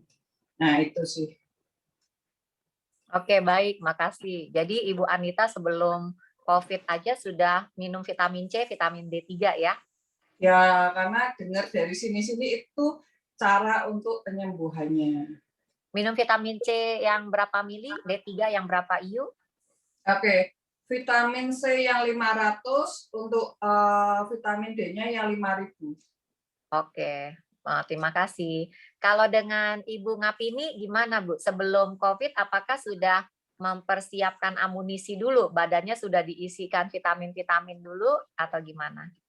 Kalau waktu itu saya hanya paling minumnya UC, kemudian buah sayur itu saja, Cik. Nggak sampai beli yang obat vitamin apotek gitu, enggak. Oke, jadi minum UC 1000 itu tinggi itu vitamin C-nya, 1000 gram ya. Tapi setiap hari gitu minum, Bu? 2 hari sekali. Oh, oke. Itu tinggi loh, tinggi banget. Kalau vitamin D3 nggak minum ya? Enggak. Oke. Kalau Ibu Inge gimana? Ada persiapan vitamin-vitamin apa sebelum pandemi? Konsumsi apa? Ya berhubung saya ini kan salah satu jualannya itu makanan kesehatan gitu kan ya. Jadi apa yang saya jual ya saya minum gitu kan. Ya memang saya kebetulan minumnya suplemen-suplemen yang agak terlalu mahal gitu ya. Ya, jadi ya memang menolong sih, itu sangat menolong sekali karena memang persiapan dari badan ini penting gitu ya. Jadi saya memang minum ada kayak SOP, Utsukushi, kemudian Royal Jelly gitu-gitu. Ya karena itu memang barang dagangan sendiri ya jadinya ya bagi saya tidak mahal, tapi kalau bagi orang lain ya ini jadi sesuatu yang mahal gitu ya. Nah, kemudian menyambung lagi yang memang vaksin ini penting ya, harus ditekankan, banyak orang harus diedukasi bahwa memang vaksin ini penting sekali. Karena dari semua staf saya yang tadi positif, itu semua udah vaksin. Gitu. Dan ternyata memang tidak ada yang sampai kehilangan penciuman pun nggak ada. Jadi semuanya tuh yang cuman batuk-batuk, yang cuman gitu-gitu aja. Jadi mereka tuh nganggapnya ya, oh ini mungkin batuk biasa. Makanya justru karena saking efeknya, gejala-gejalanya itu ringan sekali, ya mereka jadinya santai kan, nggak ada rasa takut atau curiga bahwa ini adalah COVID gitu loh. Nah, jadi menurut saya memang kalau sudah divaksin, ya itu akan sangat membantu sekali ya, terutama dengan gejala.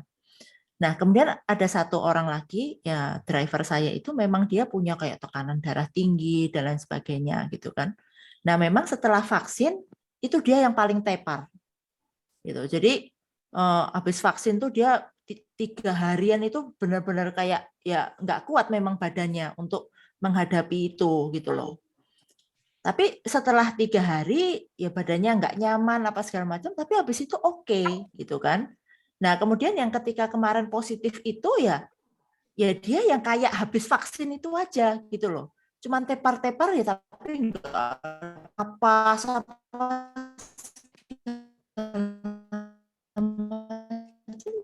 juga enggak ada.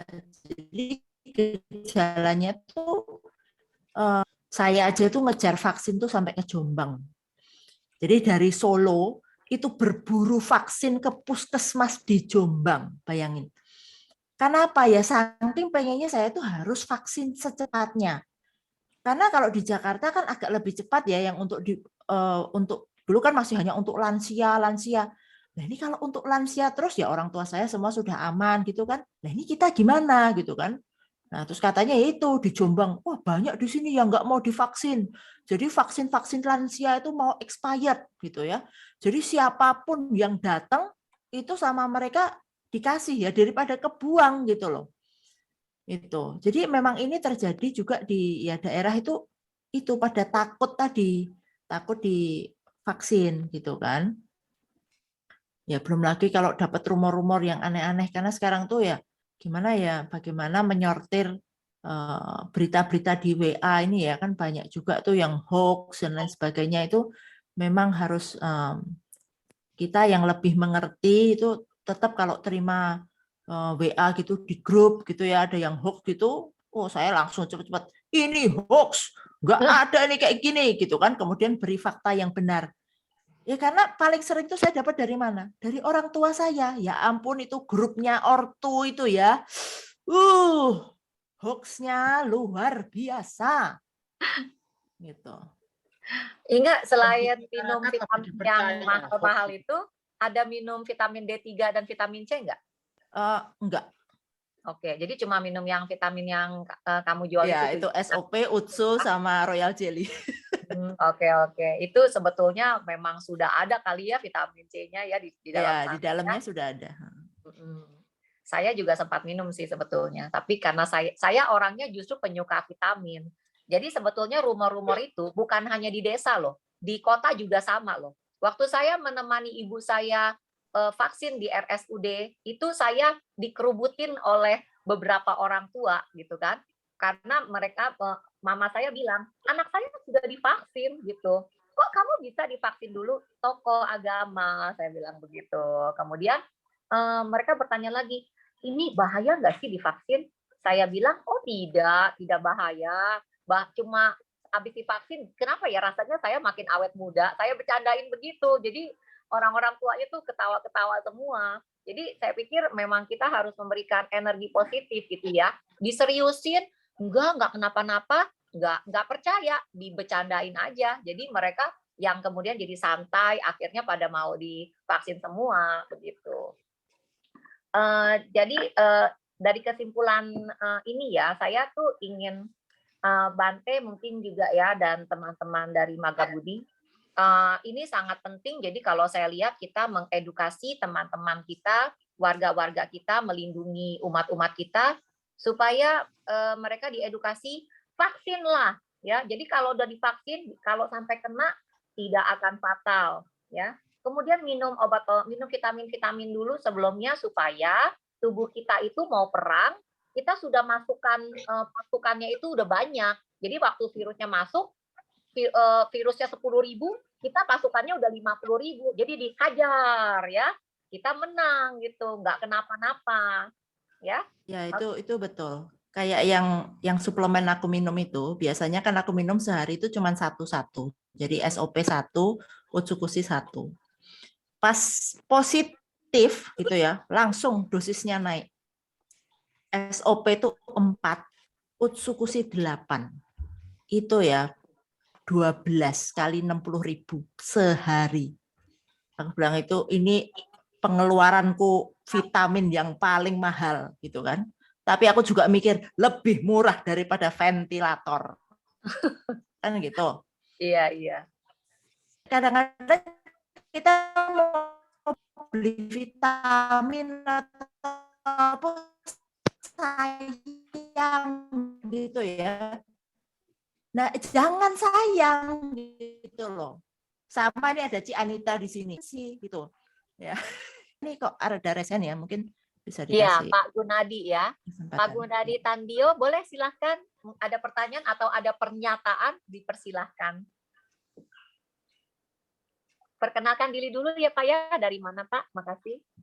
Sotiotu Nama Budaya. Nama budaya. Selamat malam Bante Sujano sama Bante Kema. Iya, Maaf, saya di sini selaku bukan pasien COVID ya. Saya belum pernah, sampai detik ini pun belum pernah mengalami COVID. Moga-moga sampai sekarang pun, sampai besok-besok jangan sampai terkena COVID. Sehat-sehat terus Pak, jangan. Kalau saya tengok di Purworejo, sebetulnya di Purworejo aman, kalau di tempat kita aman. Mungkin ada yang terkena tapi dia mungkin tutup diri lah. Tapi mereka sadar pasti isolasi mandiri. Tapi kan isolasi mandiri yang di desa belum kayak di kota-kota benar-benar isolasi benar-benar. Masih keluarganya masih campur juga. Jadi kan belum 100% isolasi yang secara protap itu. Kalau ditengok sebetulnya kendala sekarang ini yang paling utama sebetulnya ekonomi. Di desa itu paling parah itu ekonomi lah. Mereka dengan alasan pasti ekonomi. Umpamanya kita nanti dibilang COVID, ekonomi kita gimana? Apalagi contoh aja saya sendiri yang cari nafkah saya sendiri, apalagi saya kan cuma tukang servis. Tukang servis panggilan apalagi kan lebih riskan lagi Bu ya. Jadi saya boleh tanya, kalau tadi Bapak bilang kalau faktor di daerah itu adalah faktor ekonomi ya. Jadi kalau iya, maksudnya begini, kalau di daerah misalnya ada satu orang yang terdiagnosa COVID, kemudian orang itu harus mengisolasi mandiri, apakah kemudian tidak ada bantuan dari komunitas di desa tersebut begitu? Ya kalau komunitas ada Bu, banyak ada komunitas semua tuh di daerah ada. Yang jadi kendala kan gini, ini ambil contoh aja kakak saya sendiri isolasi satu rumah. Kalau kita 100% percayakan sama pemerintah, sama Puskesmas, sebetulnya enggak. Itu udah pengalaman dari kakak sendiri. Dan aku kakak kemarin selesai isolasi mandiri tanggal 24. Tanggal 24 itu dari Puskesmas cuma datang pertama ngasih vitamin, ngasih obat aja. Setelah itu nggak ada sama sekali yang tengoklah yang inilah itu. Nggak ada sama sekali sampai selesai isoman mandirinya selesai. Itu kapan ya Pak? Kalau kakak saya selesai itu tanggal 24. Mulai isolasi mandiri itu tanggal 12. Oke. Jadi terkenanya gara-gara ponakan saya yang kerja di laborat rumah sakit, dia terinfeksi dari situ. Tapi kakak saya sama saudara-saudara 5 keluarga di satu rumah nggak masalah, dia isoman sama bareng-bareng Bu. Jadi nggak memungkinkan kalau dia punya satu rumah. Punya satu rumah nggak memungkinkan kalau yang terkena dengan gejala sendiri kan nggak memungkinkan Bu. Satu rumah isi satu keluarga 5 orang. Yang satu kena. Ini kan yang satu tetap harus pakai protap, harus kamar mandi sendirilah, yang kamar sendirilah. Tapi kan nggak memungkinkan dengan keadaan rumahnya sendiri. Yang kejadian di daerah-daerah pun akhirnya ya tidak bisa secara protap kesehatan tidak bisa. Yang itu satu yang paling parah, nomor satunya itu. Yang kedua media Bu. Oke. Media massa ini yang paling kejam benar-benar. Kenapa yang saya katakan media massa paling kejam?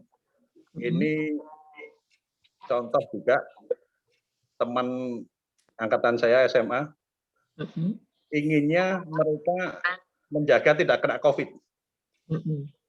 Tapi cuma gara-gara minum UC 1000, yang dilakukan yang botol itu Oke, setiap use 1000.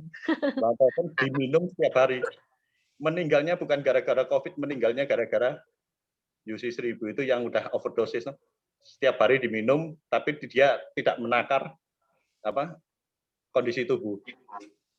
Bukannya mengobati, malah akhirnya membuat gejala penyakit lain. Ya mungkin dia udah punya asam lambung apa gimana kan. Mungkin meninggalnya malah bukan gara-gara COVID, meninggalnya gara-gara salah obat. Kita pingin dia memang dibilang kita ingin menjaga tubuh, tapi kita sendiri tidak nengok kondisi tubuh kita. Kalau kita terlalu banyak, benar vitamin itu bermanfaat, tapi kalau terlalu banyak kan akhirnya risiko juga buat kita.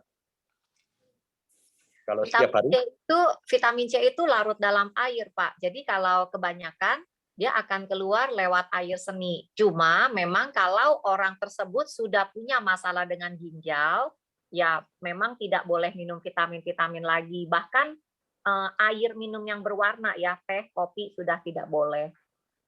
Ya makanya kan yang jadi kendala kan kayak gitu, Bu. Pengennya sehat biar tidak kena COVID, gara-gara salah media, dengar dari media. Akhirnya kan salah pengertian.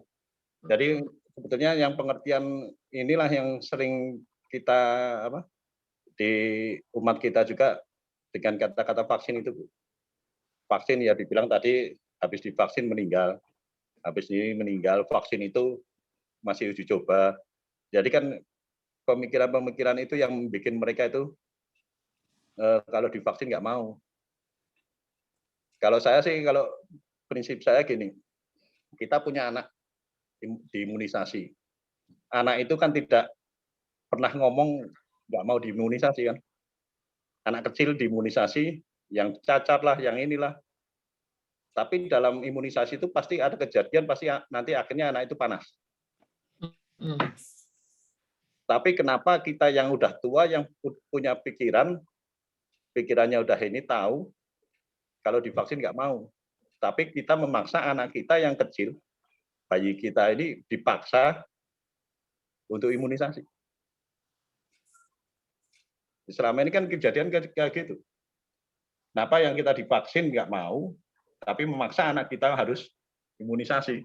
Padahal kalau dibilang anak itu, kalau bisa ngomong pun mungkin diimunisasi nggak mau. Betul sekali itu Pak ya. Jadi kita tahu sebetulnya kenapa kita harus memaksa, karena kita tahu manfaatnya ya Pak ya. Ya, memang kalau saya tengok di Indonesia ini waktu pertama, mungkin waktu musim, kalau pertama kemaraunya kan kemarau nggak basah kayak sekarang ini. Makanya kan sekarang dibilang penyebarannya terlalu banyak, kan apalagi pancaroba yang tahun ini terlalu ekstrim lah. Dibilang itu, makanya kan kita harus jaga fisik kita, jangan sampai kita sakit. Terus terang gini Bu, saya pengalaman sama saudara-saudara yang terkena COVID. Mungkin dari Bu Inge, Bu Penny, itu kan mereka yang masih gejala yang biasa.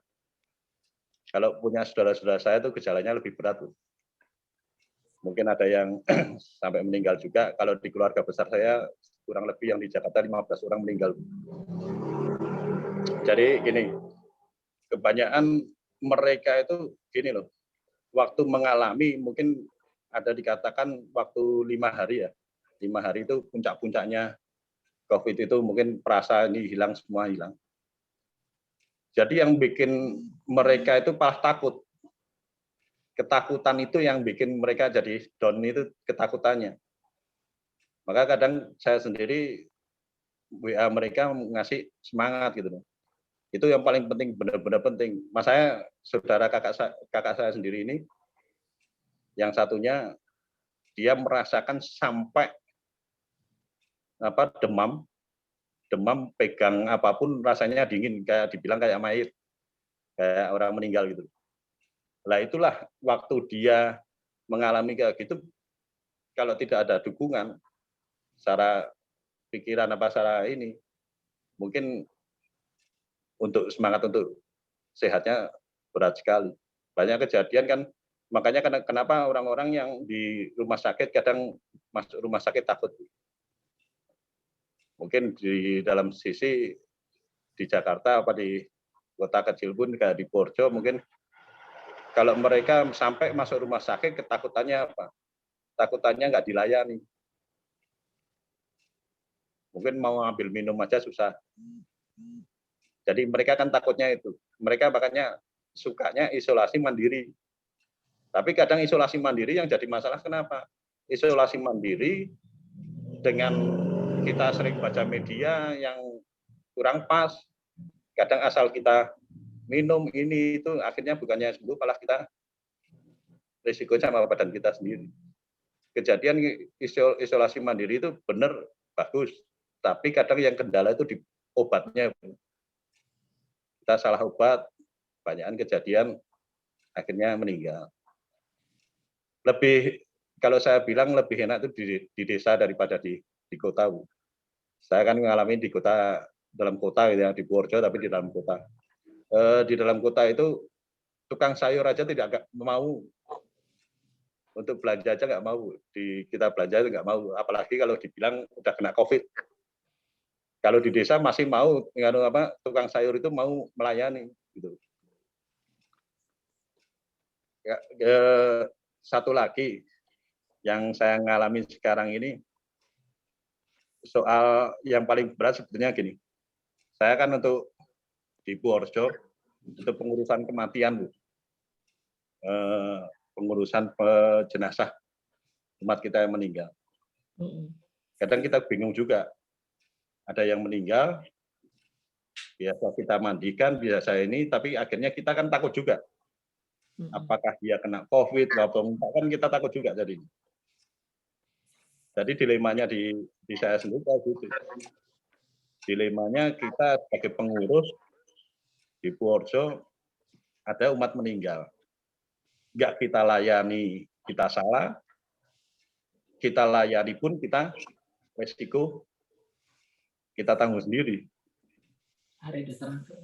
Yang kendala di Purworejo itu kalau untuk umat-umat di Purworejo mungkin sampai sekarang ini aman masalah COVID. Mungkin itu aja dari saya. Oke, baik. Kalau saya boleh tanggapi ya Pak ya, kalau ada umat yang meninggal kemudian sampai harus dimandikan, ya kita harus bantu. Tentu saja semua kembali lagi prokes ya. Prokes, kita pakai masker. Kalau nggak salah itu Ibu Kustiani sudah membelikan baju APD malah ya. Ibu Kus, boleh sharing tuh. Sudah ada baju astronot itu yang sudah seluruhnya di cover itu berbahan plastik.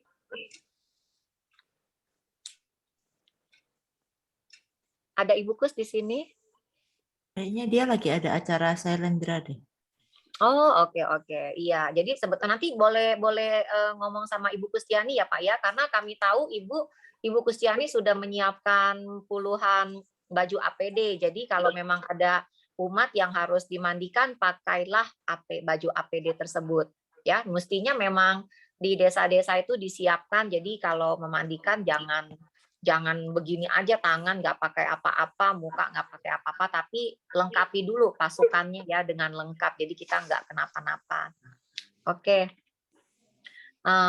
Ini sudah mendekati pukul 9.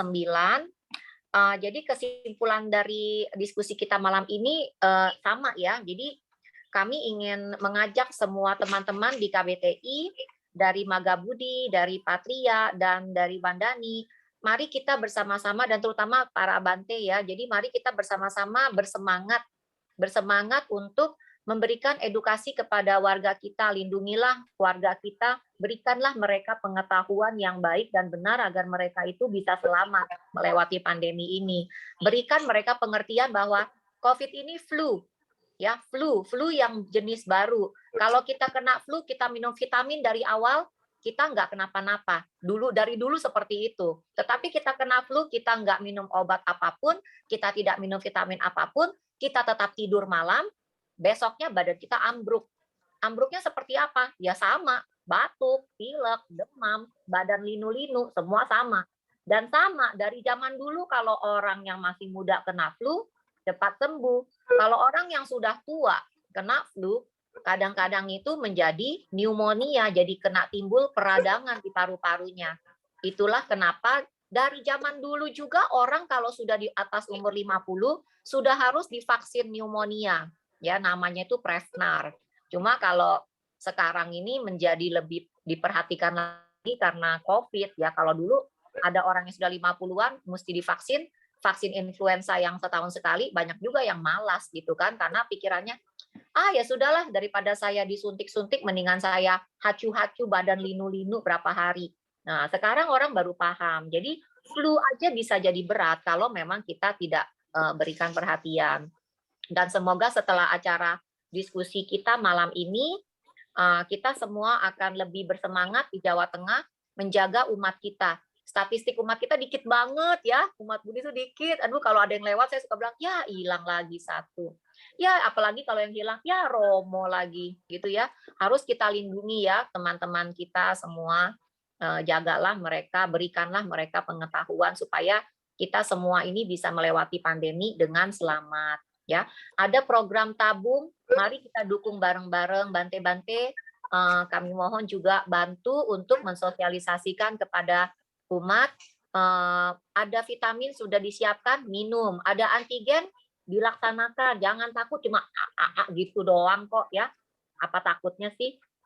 Kadang-kadang takut itu cuma di pikiran saja. Tahu-tahu sudah lewat. Hari Selasa mau di antigen, tahu-tahu sudah hari Rabu ya. Itu waktu itu sangat cepat berlalu ya, seperti itu. Oke teman-teman semua, demikian dari saya sebagai moderator. Dengan ini saya kembalikan kepada MC ya. Maaf Cik, mau sharing dulu. Oh oke, maaf saya nggak lihat dari Pak siapa ini? Pak Sutrisno. Oh ya Pak Trisno, silakan dari Kabupaten Semarang. Ya. Oke, silakan ini, Pak. Ini Cik, untuk regulator dan tabung air ini kalau dimasukkan enggak cocok ini. Yang di Klaten juga begitu. Jadi drat ini sama drat ini itu enggak masuk, Cik. Semuanya. Jadi tidak bisa digunakan. Maaf, boleh ngomong ulang, saya rekam ya.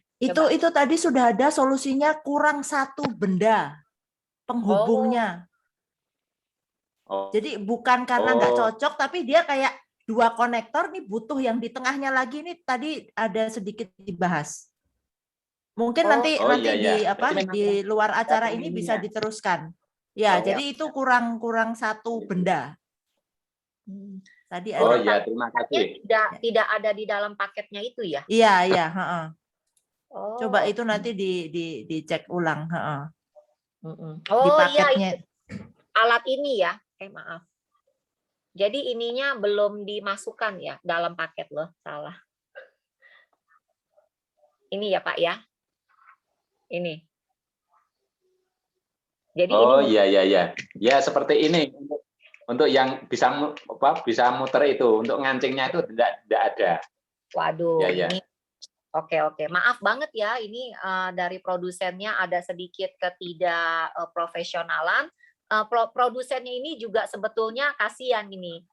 Dia sudah mengirim dulu sebelumnya, dicuri oleh anak buahnya itu 20 regulator. Jadi mungkin setelah itu dia terburu-buru mengerjakan sisanya, kemudian tertinggallah ini salah satu komponen ya Pak ya.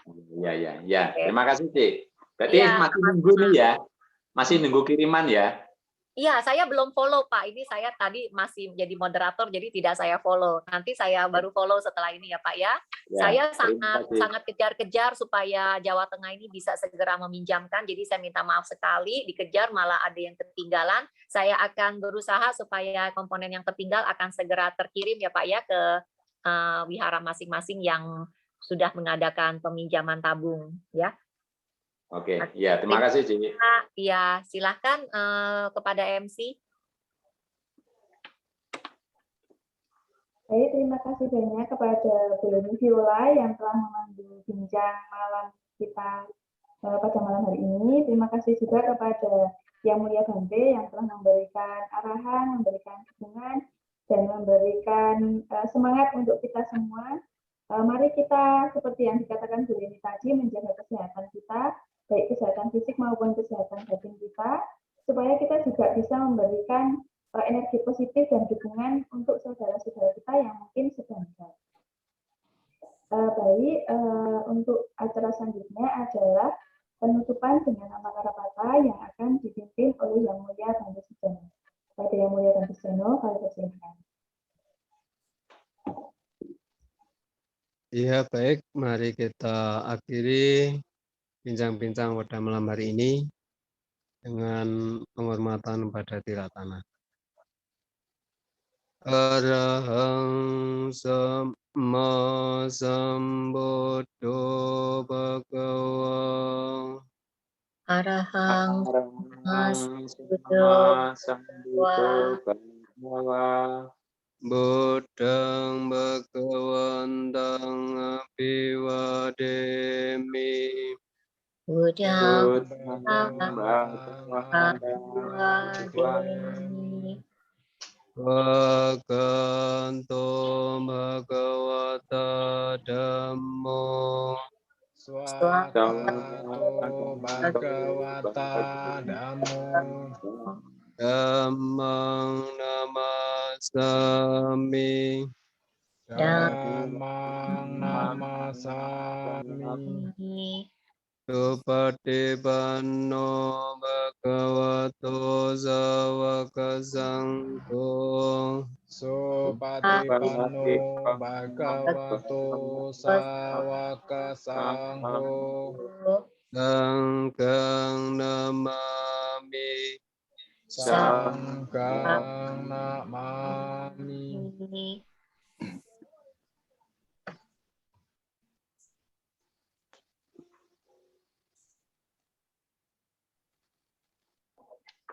Baik, Ibu Bapak dan saudari-saudara sekalian, sebelum meninggalkan ruang Zoom, ada beberapa pengumuman yang akan saya sampaikan.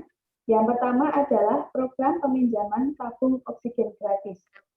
Pengurus Pusat Wandani bekerjasama dengan KBTI Jawa Tengah menyediakan layanan peminjaman tabung oksigen plus regulator gratis yang tersedia di 5 titik di Jawa Tengah.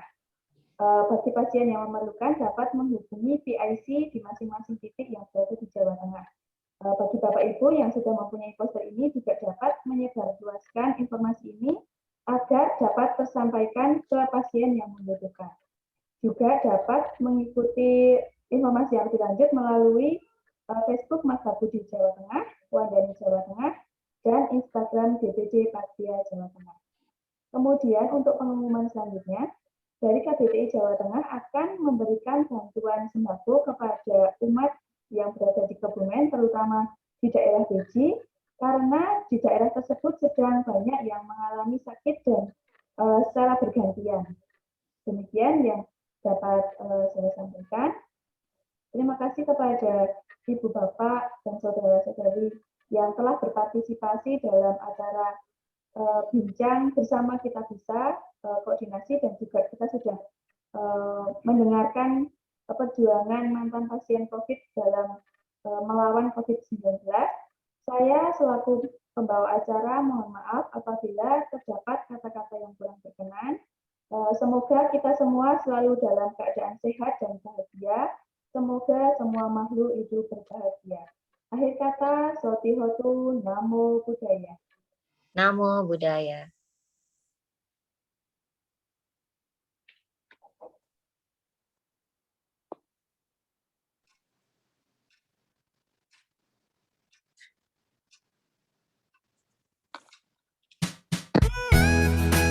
Terima kasih semuanya. Ya, terima kasih semuanya.